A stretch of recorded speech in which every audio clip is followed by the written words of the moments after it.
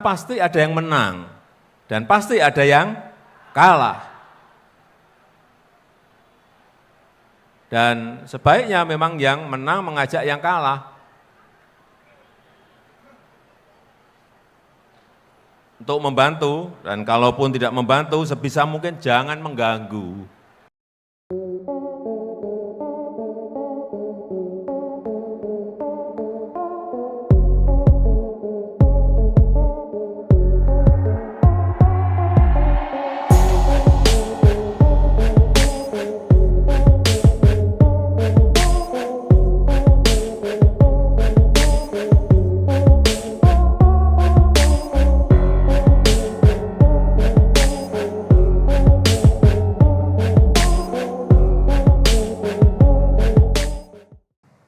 Ya, saya kira ini adalah pesan politik kebangsaan yang disampaikan Jokowi ya, bahwa politik kita itu sebenarnya secara prinsip adalah politik gotong royong, bahwa ada kalanya berkompetisi, ada kalanya bersaing, tapi setelah pemilu usai maka satu sama yang lain saling berangkulan.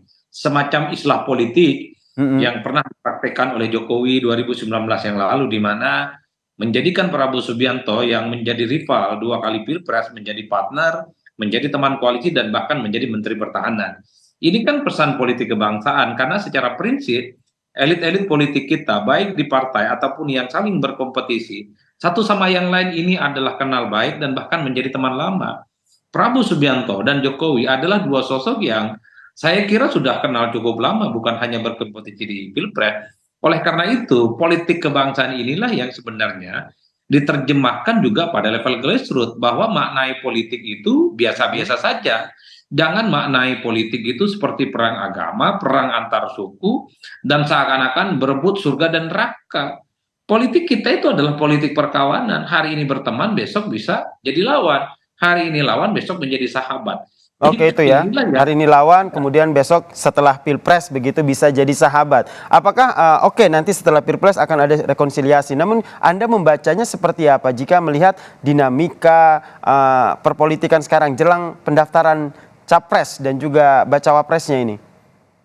Ya, saya kira Pak Jokowi itu memberikan pesan politik kepada semua poros-poros politik yang potensial maju di 2024. Jokowi misalnya mengatakan bahwa kekisruhan dan kegaduhan itu justru terjadi di internal partai. Misalnya pada level poros politik di kubu perubahan, ini kan Nasdem misalnya dan Demokrat sampai hari ini masih bersitegang, terutama soal siapa cawapresnya Anies, kapan diumumkan, apakah cepat atau lambat. Sampai saat ini seakan-akan tidak ada titik temu. Begitupun di kubu pendukungnya Prabowo Subianto, ketika ada PAN dan Golkar menjadi bagian dari pendukung 08 Prabowo Subianto, keistimewaan yang dimiliki oleh PKB, terutama posisi cawapres, seakan-akan terganggu dan harus berbagi dengan yang lain. Begitupun misalnya di poros pendukung Ganjar, di situ P3, ketika ada isu sangat mungkin tidak bisa menjadi pendamping Ganjar misalnya, P3 kan memunculkan opsi-opsi lain yang kemungkinan ditafsirkan itu bagian dari langkah, ya seakan-akan P3 mungkin akan mengevaluasi dukungan politiknya. Ini pesan politik yang ingin disampaikan kepada Jokowi, bahwa sekeras apapun persaingan politik, konfigurasi politik yang ada, yang seakan-akan ini tidak bisa bertemu, bukan tidak mungkin.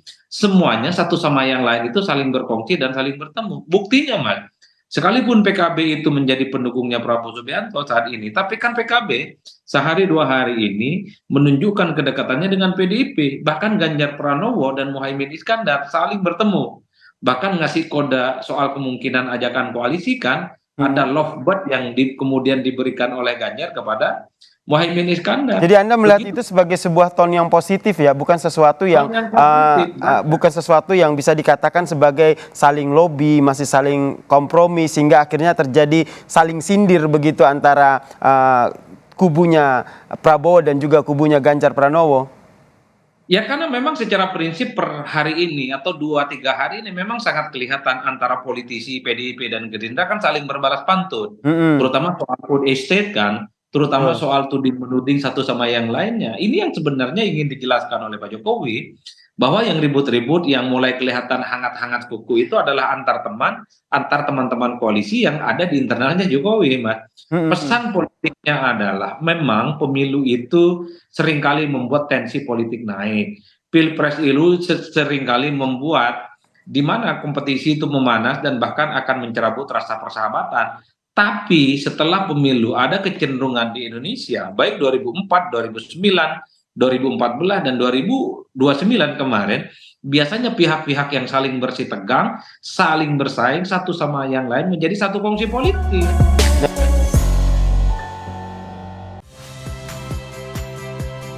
Saya Agin Fridianto. Saksikan terus program-program Kompas TV melalui siaran digital, pay TV, dan media streaming lain. Kompas TV, independen, terpercaya.